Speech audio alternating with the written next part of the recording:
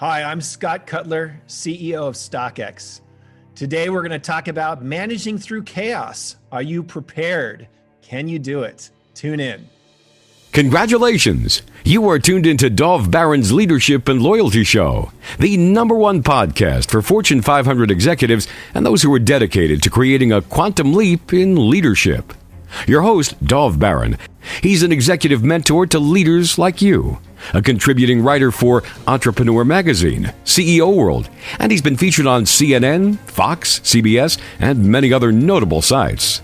Dov Baron is an international business speaker who was named by Inc. magazine as one of the top 100 leadership speakers to hire. Now, over to Dov Baron. Welcome, dear friends, fans, and fellow aficionados of leadership excellence. Thank you for joining us on this episode of Leadership and Loyalty Tips for Executives. Let me ask you, what do you need to do to up-level your leadership? Do you know how to see the trends before they actually hit? In a world full of niched experts, maybe what you need most is a larger, across-the-board experience base. Well, stay tuned because that's exactly what we're going to examine today. I'm your host, Dov Baron. I am the Dragonist, and I'm here to assist you tapping into the one thing in your business that changes everything by transforming meaning into action. To find out more about me, you can simply go to dovbaron.com. That's DOVBARON.com. This episode is brought to you in part by our other podcast, which is Curiosity Bites. Curiosity Bites is the answer to the question, how can we bring people together who completely disagree? This is exactly what your heart and mind and soul have been craving. It's your chance to sit in on some very real and often intense conversations with some of the world's most interesting people, including astronauts, neuroscientists, neurosurgeons, philosophers, holy people, quantum physicists, skeptics, entrepreneurs, Grammy award-winning entertainers, and so much more. People who are quite controversial, people who you might think, I don't know about them, and they will blow your mind. Simply go to dovbaron.com and find out how you can sink your teeth into another episode of Curiosity Bites. As always, you can find us and these podcasts on Apple Podcasts, Spotify, iHeartRadio, or wherever you tune into podcasts. And if you're a regular listener, a big thank you to you for making us the #1 podcast globally for Fortune 500 listeners, with a potential reach of 2.5 to 4 million listeners over time for every single show. We are honored and grateful to be cited by Inc.com as the #1 podcast to make you a better leader. All right, let's strip it down and dive right in. The world of leadership and business has been turned on its head. Almost everything we hung on to as traditional ideas, it's dead in the water. And as you've heard me say here on these shows and in my live trainings and Patreon, agility is the new certainty. I put it to you that the leaders of tomorrow will have to have a larger purview of business and of leadership. It doesn't mean that what you know is useless. It just means that it may be limited if you want to scale in the present and the upcoming economy. So what's next? Well, stay tuned because that's exactly where we're going. You see, our guest on this episode is even more relevant to you as someone in leadership than you could possibly imagine. You see, Scott Cutler is the CEO of StockX. It's a Detroit-based technology leader focused on large and growing online resale marketing for sneakers, apparel, accessories, and collectibles. And you'll find out why that's so relevant in a little while. Here's what's fascinating. This platform connects buyers and sellers using the same methodology as the world's stock markets: an anonymous, transparent, and authentic bid-ask market. You see, previously, Scott had spent 9 years as an executive vice president of the New York Stock Exchange, overseeing listings, capital markets, trading, services, and corporate governance. During his tenure there, he helped transform the New York Stock Exchange into the #1 global exchange, leading in tech IPOs and helping take some of the world's most iconic brands public. He is responsible for more than, wait for it, 1 trillion in capital markets. Scott Cutler is an e-commerce veteran with a leadership experience spanning across companies including eBay, StubHub, and of course, as I mentioned, the New York Stock Exchange. He is a seasoned technology and marketing executive with extensive global business experience transforming businesses and brands. Ladies and gentlemen, please put your hands together and help me welcome Mr. Scott Cutler. Wow, that's quite a bring on. I love that. I'm humbled by it. We've got a lot to talk about, but it at least is representative of the first half of my life. Yeah, well, I'm always willing to send that introduction to my guests' partners, so that every night before you go to bed they can play that, and in the morning when you wake up, in case you have a narcissistic moment, it'll be very useful. Yeah, I think what you've described of me is somebody who's had a bit of a ramble through their career. I've had the great opportunity to work in a lot of different and diverse companies and experiences, but it's strangely come together and where I'm at now. And I know we'll talk a little bit about that rumble, but it's been it's been interesting to see how all of the different dynamics at play today come together in unique marketplaces where I'm at now. And it's what I was saying in the intro, that we are very niche focused, and yet when I look at everyone I've ever met, and I've met a lot of people who are highly successful, every single one of them has a diverse background. Sure, they chose something to focus on at some point that was very, has busted through in a major way, but they've made massive impact in all kinds of areas. And I think that that's really important. And that's where we're going to go to with you. So let me just start with a couple of pieces. Because you have had this extensive background, because you've been in leadership and in business, and you've watched the world markets quite literally by being right in there, I want to ask you, from a not necessarily an opinion base, but from an object, or as objective as one can be, a diagnostic place, what do you honestly see as the state of leadership today? And I'm not just talking politically, I'm talking business, corporate economy, and of course politics, but across the board. What do you see as the state of leadership today? Well, leadership is always in the context of the environment that you're in. And could be in the context of the company, it could be in the context of your nation, community. And right now, we're just seeing a convergence of everything all at the same time: health, economic, political, national interests combining. And so the state of leadership is chaos. Maybe one of the most dynamic times, because as a leader, you're being pulled into all of these different converging forces and having to react and to respond in this. I've always felt as though that leadership is one of those things that change is the only constant. And what I have added to that recently is that while change is the only constant, change is increasing at an increasing rate over time. Yeah. We're seeing much more velocity of change. And that is probably the challenge of not only dealing with constant change, but the velocity of change as a leader and as a person, as a father. It's amazing. Yeah. And I don't know if that's age, or whether that's truth in technology. I suspect it's possibly both. That I was riding that river of change when I was in my 20s and 30s. I was like, it's fine. There's not really any change. I was, it was okay. But now I'm not quite as fast on that river, and I'm seeing things change incredibly fast. You're right. I mean, it's not only a lot of change, it's the velocity and the veracity of it. It's ferocious as it's happening. Scott, where I like to start the show, in the world of influencers. I really dislike that word. Yeah. In a world of influencers, where everybody's claiming to be an influencer, who is it that we maybe don't know or may not even consider who's been a major influence on you and your leadership? Yeah, that's a great question. Is that I think you're right in that whether it's the politician, the athlete, the influencer, somebody who had never had voice before, there's so many different competing voices around, what's influencing society today. The people that I personally draw on, and I wouldn't say it's one person, I think that would be so limiting, but the people that I draw on typically are individuals in my life that have gone through multiple different cycles and experiences. I remember having this conversation with my grandfather about the change that I was experiencing. And this was 30 years ago, with really as technology was coming on, increasing influence of your life.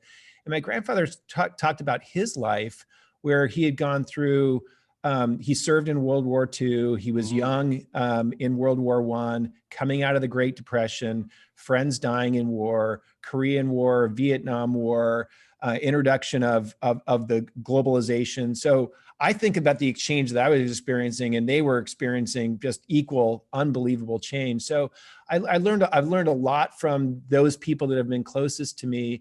And then I've also had the opportunity, largely because of the positions that I've been in, to have access to some of the great leaders of our time. And one of those important meetings that I had was a brief half-hour meeting during the financial crisis with Warren Buffett. Not a personal friend. I just had the opportunity to spend a little bit of time with him. But he sort of described that time, which I felt, I was trying to lead through that time at the New York Stock Exchange. But he had this perspective where he shared, Scott, this is going to be the biggest buying opportunity in my entire career. Everybody else is panicking, and I look at this as a huge opportunity. And for me, that stuck in my head from here. The wisdom that he shared with me at that moment really has allowed me to kind of pull on that and realize that, boy, in times of crisis and change, having a long-term view of that can really enable you to view that as an opportunity. So I guess what I'm saying to you is that there's not really one. I feel as though I'm influenced by people around me that I've been able to get exposed to and open up and take those pearls of wisdom into other places. Yeah, it's fascinating that the people who come out on top, I often say they're not optimists, because I think that's often Pollyanna, but they are opportunists, and not in a narcissistic, malevolent way, but in a sense of that they are willing to look at something as potentially having an upside, rather than, the sky is falling, and I want to come back to that actually, because that's part of our discussion as we move into the show. So throughout your career, you've actually just mentioned that, but throughout your career, you've led through several crises, including dot bomb, where that world fell apart, 9/11, then, as you just mentioned, the Great Recession. Right now, we're, as we record this is the COVID-19 pandemic, and you were at the New York Stock Exchange during SARS. So walk us through some of those, because I think they may be somewhat assistant to this insane chaos that most of us are living in these days. Yeah, I guess I draw a little the window of my experience at the New York Stock Exchange for times of extreme crisis, the financial crisis being one. But the one that I'd actually like to talk about is Hurricane Sandy. Okay, great. Hurricane Sandy, as we all know, had devastating impact on Lower Manhattan and a lot of the East Coast. But for the New York Stock Exchange, is the operator of the world's financial markets, this was one of the first times in its history, 200-year history, that it shut down. And reopening that market at a time of what was happening around us was incredibly challenging. And what I saw is people coming to work that had lost their homes in a hurricane, that were dedicated to reopening the floor. And then being there on a day, it was actually the Restoration Hardware IPO, where the New York Stock Exchange, world's leading exchange, was running on a generator, a diesel generator, with diesel gas that came downtown under military guard to run the markets. And here it was, Restoration Hardware, which was the IPO that came out at that time. But I think you're right. In the times of crisis, you see people that rise through great resiliency and dedication to what they're doing. And those are the people that are able to lead us through to the light on the other side. And the world is in need for leaders that can see across these chasms that we're experiencing and show up in new dedicated ways. So, you brought up something there that I think is really important, which is, Hurricane Sandy, which is one of those things that is easily sort of, I mean, one of the things I said to a friend of mine who was a leader this week, I said, it's fall of 2020 election period. And I said, what was the crisis at the end of last year? And they went, I don't know. And I said, you know why you don't know? And they said, there's just so much crazy shit. And I go, that's exactly it. There's so much stuff every single day that you don't know, that Australia was on fire in December of last year. And there were losses of like something like 10,000 species or something. It was insane. And we were like, oh my God, we have to focus on the environment. And then everybody went, oh, what environment? Because Greta suddenly didn't have as much impact because, you had COVID and you had all these other things. And I think that a lot of things get washed away in the next crises. And so, Hurricane Sandy really pointed out how poor the American grid system is, how old it is, and how it's fallen apart. And another storm like that could devastate. And actually, there's always talk about terrorism in the sense of what's the word? Through the internet. Yes. Right? Yeah. And you can bring down a society through impacting the internet. Cyber terrorism. Thank you. Yeah. That's the word I was looking for. Cyber terrorism. You can impact an entire nation through cyber terrorism simply by attacking the grid, which is so damn old. And so Hurricane Sandy caused that problem to hit the grid. Can you walk us through, because I want to have people understand this piece. Sure. Walk us through what it was like to deal with that, to be in that situation, because it is a sky is falling moment. Yes. Like there is no power, the grid system's down, the city is flooded. It's just complete chaos. Walk us through that in something that has to happen every single day officially. Yes. Yeah. So, I mean, this is the spirit of resiliency that I was talking about. Some of these things are not, can't necessarily be part of contingency planning. And when I say that, you think about you're running a business. Well, what happens when you lose power? You have no electricity. What happens when people can't get to their work? What happens when you can't get gas? You can't get food? You can't get water? How do you operate a global business in an environment such as that? Yeah. And in many respects, we're dealing with some of these same challenges in COVID. But going back to that period of time, how to operate as a leadership team. We came together in really unique ways. We had to learn to communicate in different mechanisms, going back into landlines, not on our BlackBerries at that point in time, and ultimately make decisions as a company that had big global implications. And you had to work with the power grid, the power suppliers, as I said, getting diesel gas. And then how to get people into work, how they were going to do that. And I remember doing all of this and participating as part of a leadership team, going through this crisis together. We had a team that trusted one another. We had a team that had worked through other crises. And so that, I think, enabled us to operate better, and had a great opportunity to work with a great CEO at the time, Duncan Niederauer, who led us through that. But I think what I also saw, I remember coming down into Lower Manhattan that morning of that Restoration Hardware IPO.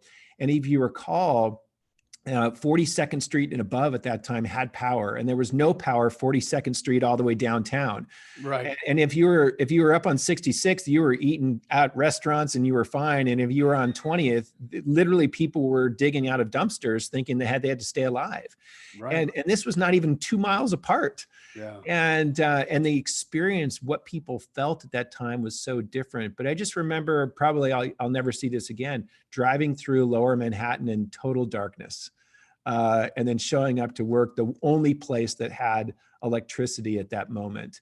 But again, it was just, to me, the time period was defined more by how do you operate in extreme crisis. Some of those lessons I drew upon as a leader, over 10 years later, what we're currently experiencing now. But that was a really, I look back on it as a pivotal part of my career. Are you aware of, because a lot of things we're not aware of until later. I know that for sure, that we do what we do and then we look back and go, holy crap, I did that. Yeah. Are you aware now of what your strategy was mentally, what your mental strategy was, how you looked at the situation, beyond the panic of, oh my God, we have no power and we've got an IPO that's going to be released, and I also have people who have lost everything? And, would you remember what your mindset was or how you strategized? Well, I would say at that point in time, I was part of a leadership team, and I wasn't at the top. And so I was looking above. I was looking at my leaders and the people around me for help and guidance and inspiration as to how I was going to, deal with it. And so when I look at it, I learned a lot about how to be a great leader during that time, because I was surrounded by great leaders who were making decisions. And so what were they doing that really showed you this is how to deal with crazy? Many of them had been through 9/11.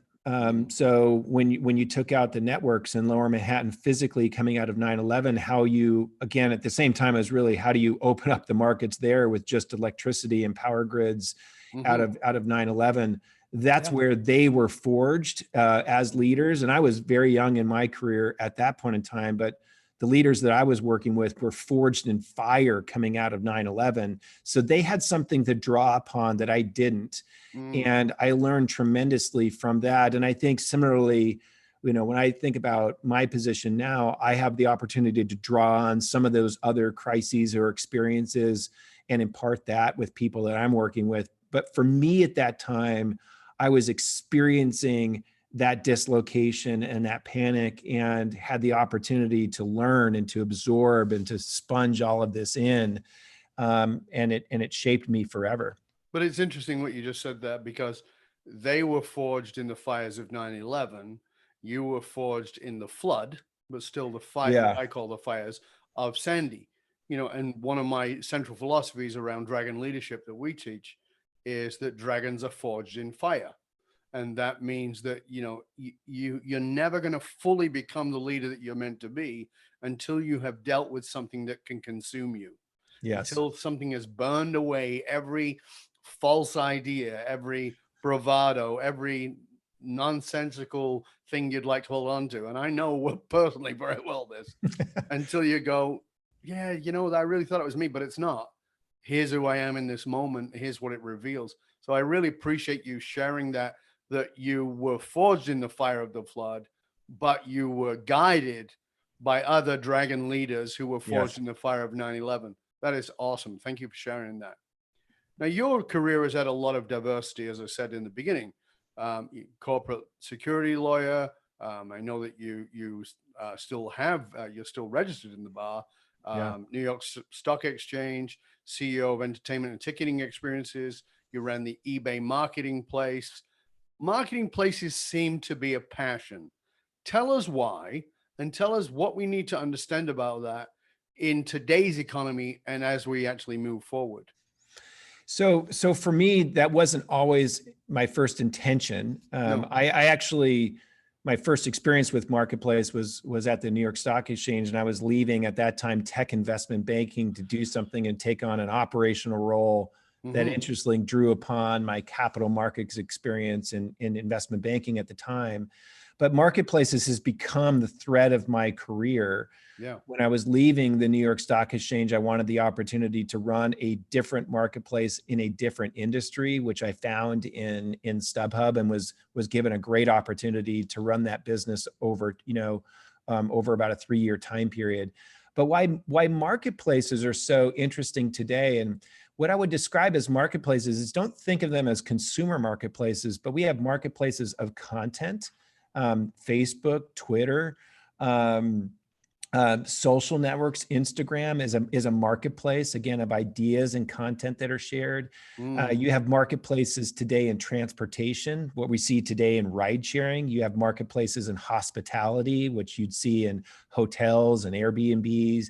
And then you see, obviously, marketplaces in commerce. And what they all are effectively the next generation of experience of connecting a distributed supply network with a distributed buy network. And they come together in these platforms that we call marketplaces, but essentially they're leveraging these dynamic forces of supply and demand, and they come together in unique ways. And I've found that now, having run multiple marketplaces, I guess this is now my 4th, is that the themes of marketplaces are very similar. The platforms or the industries can be very different, but the themes come together in some really exciting ways.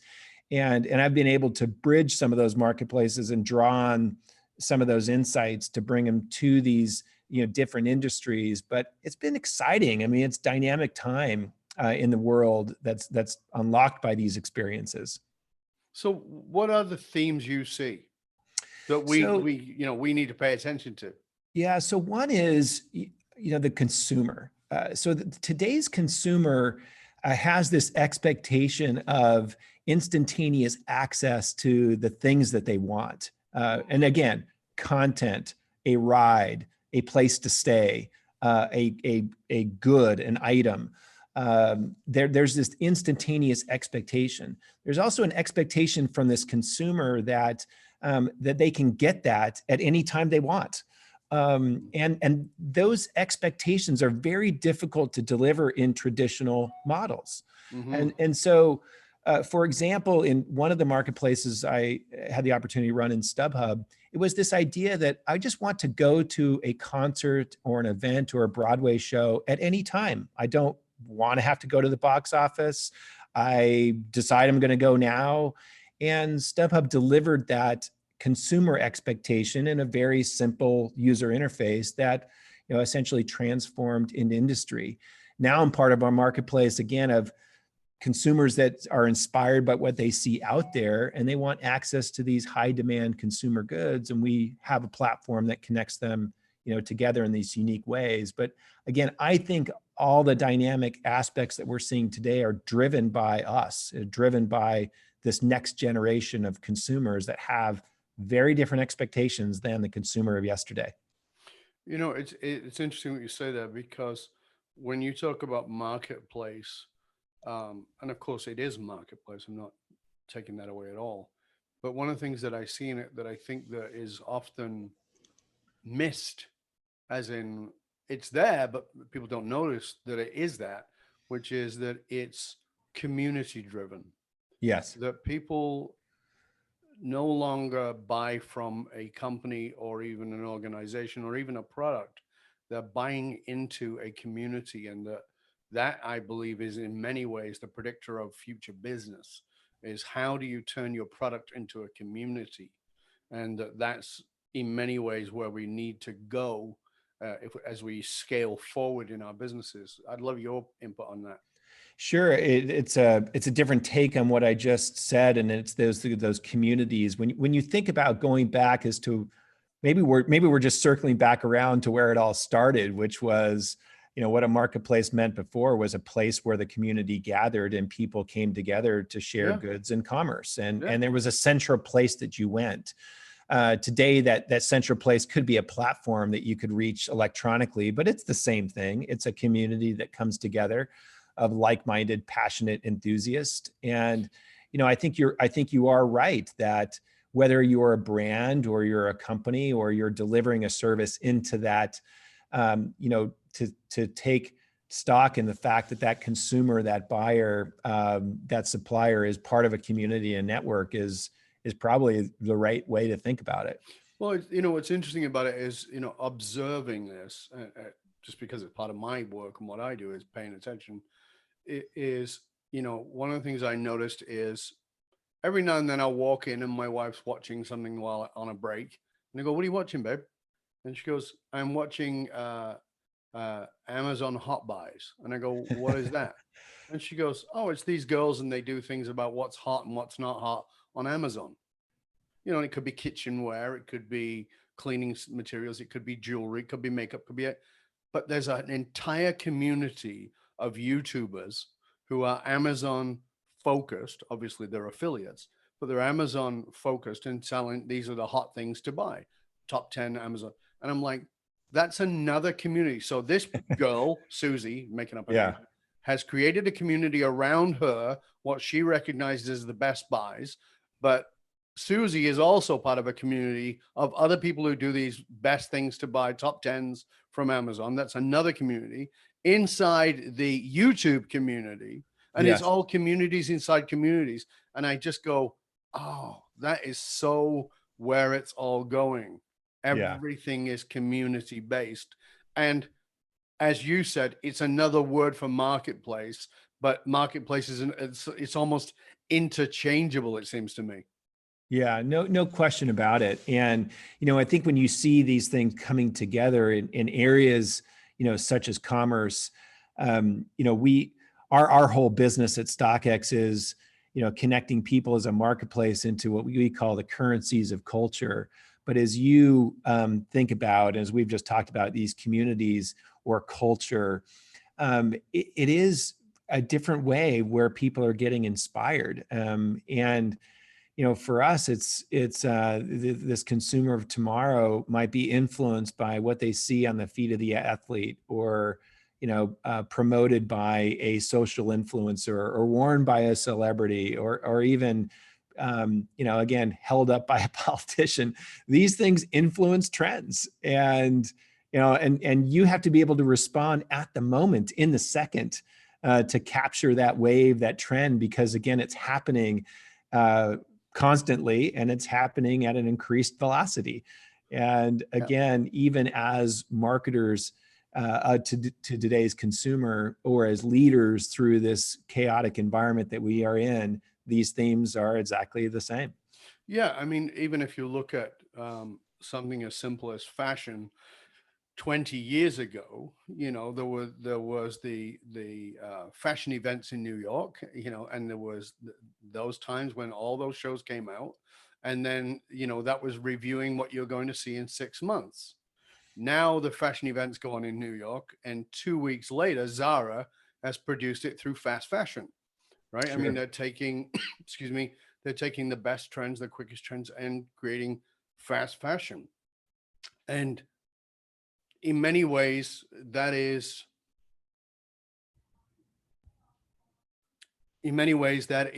an example of what's happening across many industries. Is that right? I mean, it's just, that's what you're looking at with these platforms. We are. I mean, I would describe it in one way as convergence across multiple different areas. So for us, that convergence is happening with consumers that are looking at sneakers, the world of sneakers, to the world of fashion and streetwear and apparel.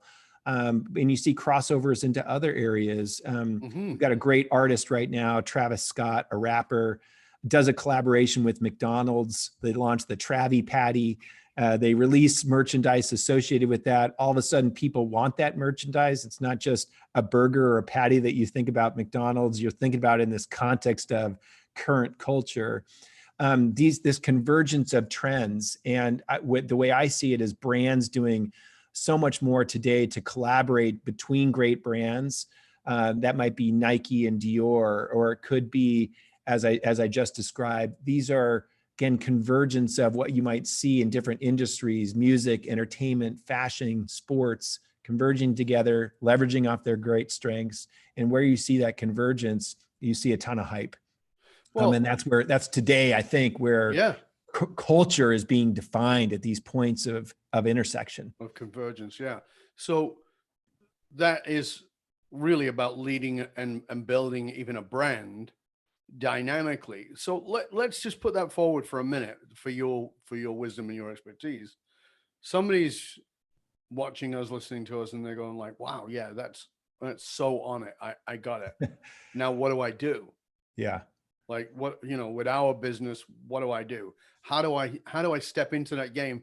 Because you live in that world. Yes. But for most of us on the outside, we're like, that seems a bit like behind the curtain. We don't know what the heck is going on. We see that it's happening, but we don't understand. What would you guide somebody listening, watching us and saying, okay, this is what's going, this is what you need to step into, what you need to take as a practical action moving forward? Well, two things. I'll link it a bit back to my career, and I'm at this. You described what StockX is today, but when StockX was announced as a new commerce idea, I was not the founder of the company. And interestingly, the founders put out a story. They were launching a new commerce platform based upon the principles of the New York Stock Exchange, StubHub, and eBay. And I'd happened to have been either the CEO or led those marketplaces. But when I saw that that's a pretty good call to action for you. It was. Hello. It was like, How hello. do you pay me a lot of money? I'm that guy. There's one person in the world who has that background. It happened to me. I might be qualified. But I saw it. But I think for me, importantly, I reached out to the founder and the founders of the company. It led me to invest in the company early on and to have developed a really great relationship with the founders of the company that I was excited about. And I had something to share and I wanted to help. I thought it was a great idea. I did believe that it was going to transform commerce. And at the time, I didn't know that I was going to be CEO of the company 3 years later. But I guess what I would say to the listeners is that you do have collective wisdom that you have, we all have, that we develop. And I guess it's being able to be aware in the moment of when that crossroad happens, that based on the wisdom and the insight that you've gained, to be able to take action and to be able to take action quickly when you see that opportunity. And I think for me, I was glad I did that at that moment in time, but I could have easily just watched and observed, and I wouldn't have the opportunity that I have now to be part of, such a great founder's vision and great company. But it came at that moment, and it was at 5 a.m. reading through a headline that it struck me like, hey, this was a calling for me. This was a calling of action. Do something. And it was almost like it was sent directly to me through the universe to reach me. But I listened, and it opened up a portal of opportunity for me that has been really, so energizing. But in that practicality, coming back to that, in the practicality of another company, another brand, somebody else watching, listening to us, saying, how do I mash those? Because you're talking a lot about mashing, collaborating, about bringing things together, like, this young rapper at McDonald's.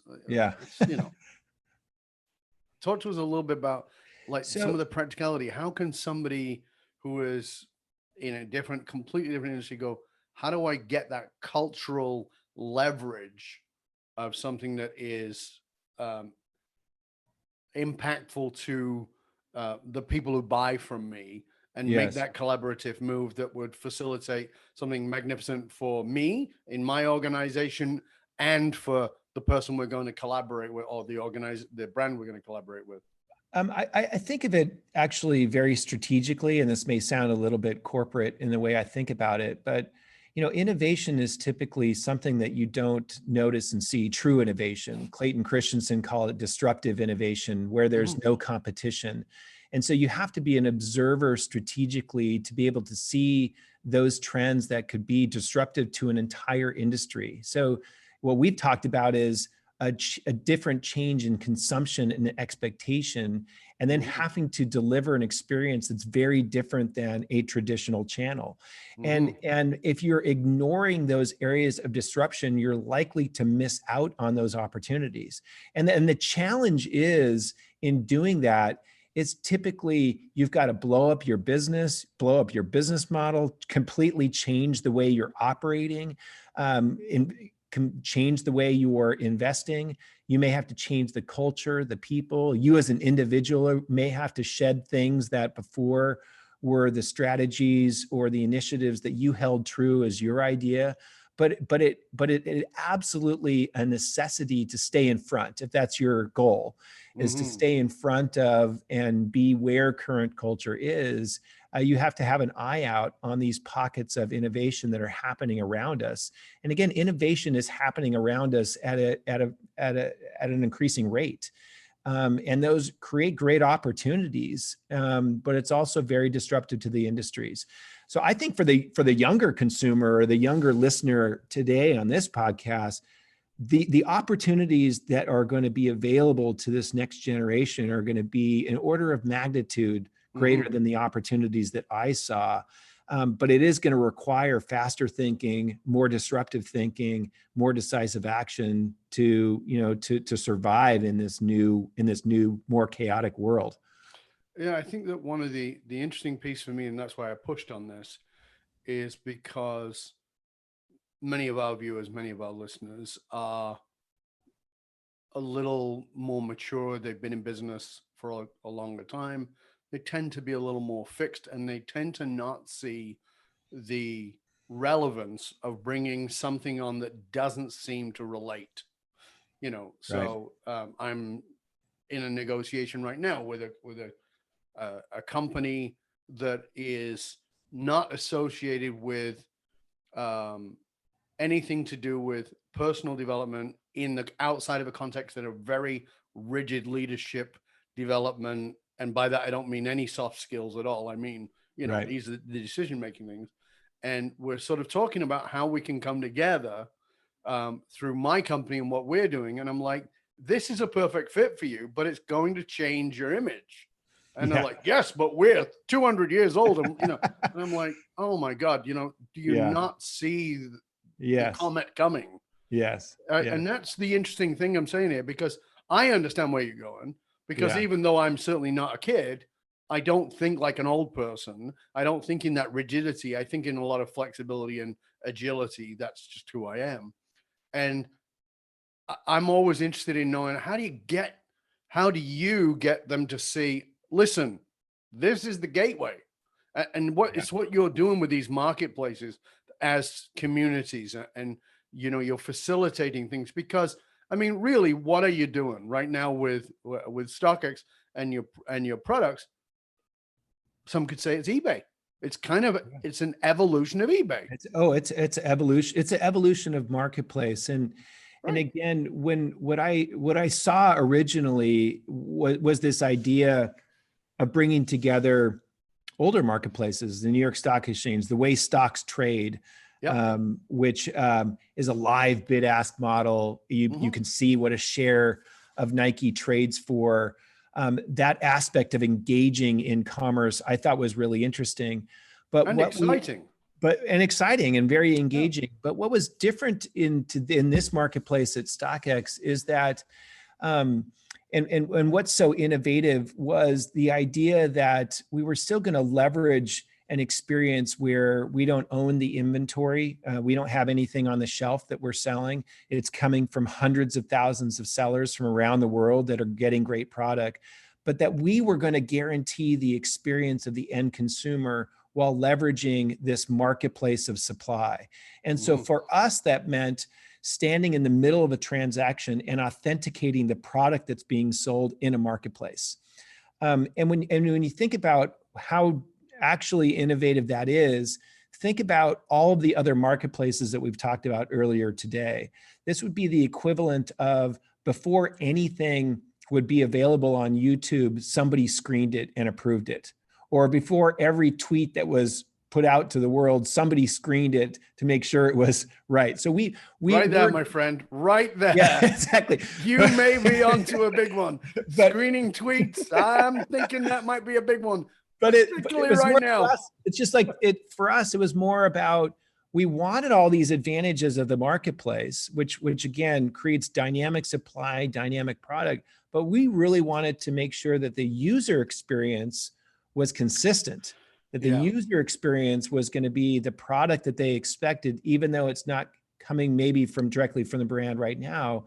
How was it that we were going to create that authenticated experience? So it was the combination of these experiences that we put together that's created such a breakout category leader, but it also created a whole new user experience and a way for people to discover items in a marketplace like ours, potentially at preference of the brands that are selling that product directly, because it's just not available from those sources. So in some ways, it's kind of like, and tell me if I'm wrong. Yeah, I'm okay with that. But in some ways, it's kind of like when I first bought my first car, I bought it because there was an ad in the newspaper that somebody placed a classified, and I bought my first vehicle. yeah. And now if you didn't want to buy a new vehicle, you might buy a certified pre-owned vehicle in that dealership, BMW. They say, yes, it's a BMW. We serviced it. We can check it. And it's kind of like you're doing that in authenticating what it is that you're selling, or I'll give you the very current similar analogy as to what happens. Did you see the Last Dance documentary about Michael Jordan on ESPN? I did not. It was a very cool documentary that highlighted his career, but he also, important part of his career was that brand Jordan was launched with Nike. Anyways, it's this 10-part documentary. But what people saw in that documentary was the shoe that gave them inspiration. They wanted that shoe. And it could have been 15 to 20 years ago that particular sneaker was released. But we talked about communities being inspired by what they see. Here was an athlete that was at the top of their game, and it influenced apparel and it influenced fashion. Now, coming back to what I talked about, consumers saw the Last Dance documentary and wanted all of Jordan's products from today till yesterday. And they would go to the brand, and it's just not available anywhere else. This stuff was sold out years ago. And if it was even being released, it wasn't available. But this consumer had the expectation that they wanted that product now. I want that same thing that was released 10 years ago. And the only place they could find it was at StockX. And so we delivered against that consumer experience of expectation of things that, again, were not even available today. And so that, again, has this opportunity to completely transform how people think about, well, then how am I going to release product to this new generation of consumer that has that level of expectation? I certainly can't have the expectation that they're going to show up in a line or wait or have to go to a certain place to do it, or only buy it at one location. I have to be able to deliver against that expectation now, instantaneously across platforms. And again, when we're able to do it, we're able to capture that consumer. And if you're not, then you've lost out. Yeah, it's really quite fascinating. Now, as we come into this part of the show, I want to talk a little bit more about you. Is that okay? Yep. A little bit more about how you've been, because you're a passionate outdoors guy. I believe you've even had to go at Tour de France. So, you've been involved in a lot, and you, like myself, have had some encounters with the Grim Reaper. Yes. I fell off a mountain. You dug a snow cave. Talk to us a little bit about that part of your life and how being that sort of passionate outdoors guy, has that impacted how you see the world professionally? Has it impacted your leadership? Has it, changed any of that? Has it had influence? So I know for you, that was in 1999. For me, it was in 1994. It was 1990 for me. Oh, 1990. Okay. So 4 years, 1994, I was just about ready to start law school. And I went on a climb with a friend to Mount Hood, and it was in the spring, and it's not a really technically difficult mountain, but a storm was coming in. I got caught in a whiteout and I had to dig a snow cave to stay alive. And I got separated from my friend and partner. But I had to dig a snow cave to stay alive. I remember at that moment, and what had preceded that was a descent down the mountain. I almost fell into 2 different crevasses, and I realized that I was in trouble. But I realized that the storm was on me, and I realized that I needed to take action. Now, fortunately for me, I knew what I needed to do. In less extreme circumstances, had dug a snow cave before, but I needed to dig in at that moment. And by digging in, allowed me to survive that storm, allowed me to survive the experience. I barely got through it. I barely got out. I was rescued. But I've used that experience. I've drawn upon that experience many times in my career when I was faced with challenges or adversity, or even times where I didn't know the answer, where I did need to take work myself, and dig in, dig on the problem, take personal responsibility for where I was at, but most importantly, take action. And that's defined a big part of my career. And I have found, by pushing myself in adventurous activities, whether it's cycling or climbing or hiking or skiing, that is one of the things that I look to for inspiration. That adventure as part of my career, as a real value of mine, but it stretches me beyond my comfort levels. So do you think that is something that's important for all of us, is to get beyond our comfort? Because as I said earlier, leaders are, I think we're very good at being agile and flexible and learning and adjusting when we're younger, and then we find our groove. And as as I like to say, a groove is nothing more than a shallow rut, and a rut is a shallow grave. But we do that. Yeah. I don't want to profess to give everybody there's one roadmap or one direction, because it's certainly not. My career is anything but that. It just happened to be forks in the road that were presented at opportunities, but I took them. And I took those opportunities, and it didn't stay where I was at because it was comfortable. I happen to have been willing to either take risks or known decisions that, to me, has led to a career that, as you said, is multifaceted across different industries. But for me, it's been adventurous. And I think the reason it's been that way is that a value of mine, so something that informs how I make decisions, is adventure itself. So I seek out, I want it, it charges me up, I get energized from it. And I've realized that that's something that I do value. And so I guess for me, those challenges I've been willing to sign up for, where others may not value that as much as I did. But that's very interesting that you bring that up, because, I talked a lot about your rather illustrious career, but that's the adult.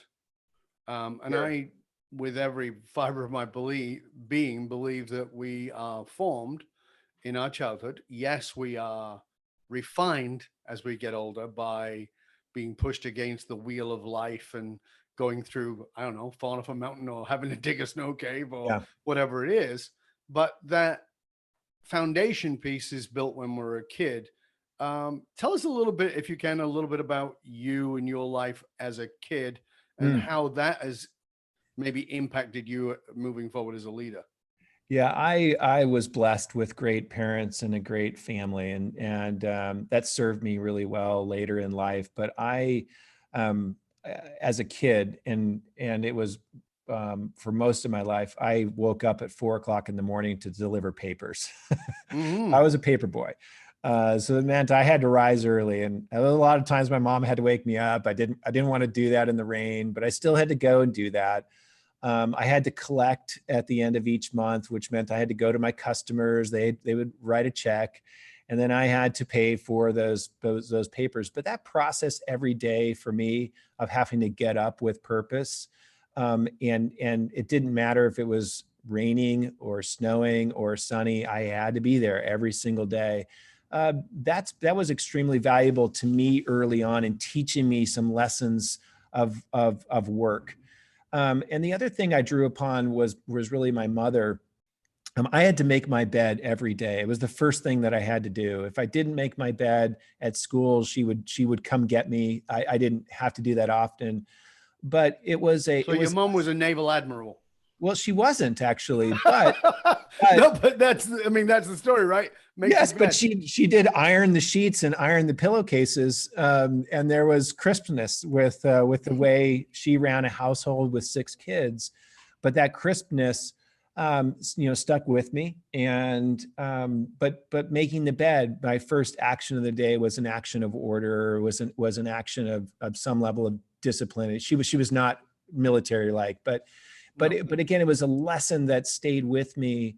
In terms of just the discipline that was required in other aspects of my life. So those were probably like the 2 things I think as a boy that really started to shape me, at least in my work ethic. And I struggled to figure out what the right career was going to be for me or the right choices. And I had to learn what it was like to be a professional career, in my profession early on.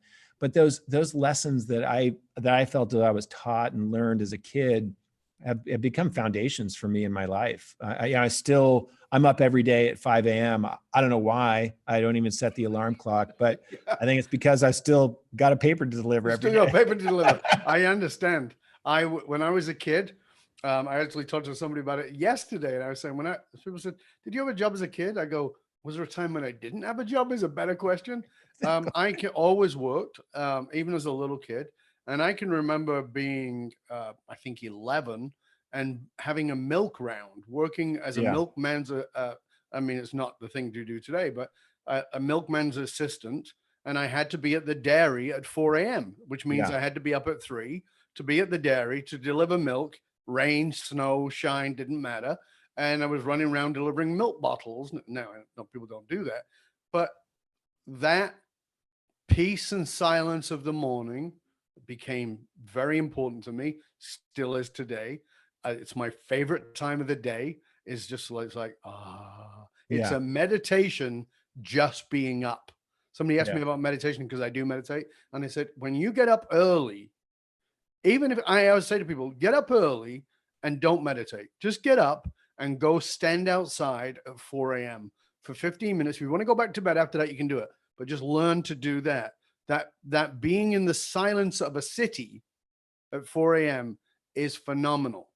Because I live in a city, and it's like that moment of like, even this is quiet. Is like, oh, it tells me my mind can quiet. It's powerful. So it's really interesting that we have that in common. Because there's something about that, isn't there?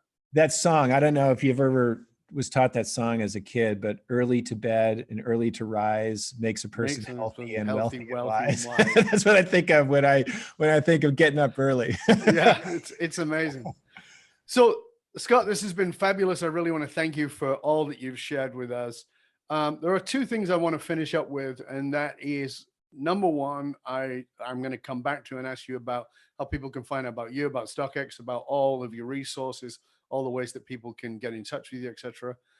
But before we do that, one of the things I always like to ask my guests is, can you give us one sort of practical piece of guidance that we can go away with and maybe put into action in the context of what it is you've shared with us today to make us better leaders, to make us better in our business? I would start and answer that question with a story. And it's a story of 2 monks that are on a journey. And they're a journey to get to enlightenment. And they came across a river, and there was an old woman on the river.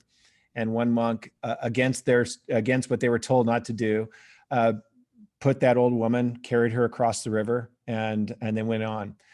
About 2 hours later, as the 2 monks were journeying up the mountain, one monk turned to the other and said, I can't believe you picked up a woman across the river. And the older and wiser monk responded, I dropped off that woman 2 hours ago. You're still holding on to her. And it's that notion of what you hear today in mindfulness, being present, not holding on to the past, but really being in that moment. I think, for me, I've had to understand that Being in that moment is the secret. Trying to get to that moment is the secret. There's no destination. There's no definition of success. There's nothing that you ought to be seeking for other than an appreciation of what's happening right now without judgment. And that would probably be my best advice that I could get to, but it's also something that I'm striving to get to. I don't think I've even gotten to the point where I can be totally present in everything that I'm trying to do. But that's what I'm striving to achieve, being in that present personally and mentally. Thank you for that, because I'm also not only grateful for the story, which is a very familiar story, but that you said you're striving for it, because I think one of the great challenges we face, more than 70% of leaders walking around with imposter syndrome, is that we think we've got to be there. I studied Buddhism, studied with Buddhist monks, lived in monasteries, did all those things for a very long time. I meditated 4 hours a day. I'm still in process. Sure. Right. We're all still in process. There is no there. And it is that striving towards that allows us to get better every day and to fall down into the hole and get up. And, as opposed to fall down into the hole and go, oh my God, I quit. I can't get there. No, you're right. You can't get there. So get up and keep going. It's a journey, and enjoy. And and for me, that is the evolutionary, the spiritual, the psychological adventure, to use your term, that we're all on, and that we have to challenge ourselves to step into. Scott, I've loved the conversation. Thank you so much for everything that you shared. Please share with our listeners and our viewers where they can find out more about you and all your wonderful resources. Sure. For the place that I'm at now is StockX. Just go to stockx.com. You can see everything that we have to offer, plus some insights as to what's happening in the market of current culture. I am on LinkedIn, so you can see my profile, my background, my career there. People can reach out to me. You can follow me on Twitter at Cutler Scott. I try not to put out outrageous tweets that often. Really? But I do, I'm out there socially a bit. But professionally, LinkedIn is easy, another way to reach me. Thank you. Appreciate that. It's been a pleasure and honor. Thank you, sir. And for you, dear listener, remember you can hang out with other conscious leaders and chat about this episode that you've been listening to, or any past episodes inside of our Facebook or LinkedIn groups. Just look for the Leadership and Loyalty podcast, because it doesn't matter how successful you are. If your employees and your customers don't understand what gives your company meaning, you're only working at a fraction of your true capability. To find out how you can hire me, Dov Baron, as a speaker or leadership strategist or executive advisor for yourself or for your organization, simply go to dovbaron.com, because unified meaning, or as we call it, finding your dragonfire, is the one single monolithic difference between mediocrity and greatness in both individuals and in companies. I want to thank you for sharing the show with everybody you know. Till next time, stay curious, my friend. Stay curious about this curious adventure that you're on as a leader, and the need for you to have agility and pay attention to the opportunities that are around you every single day.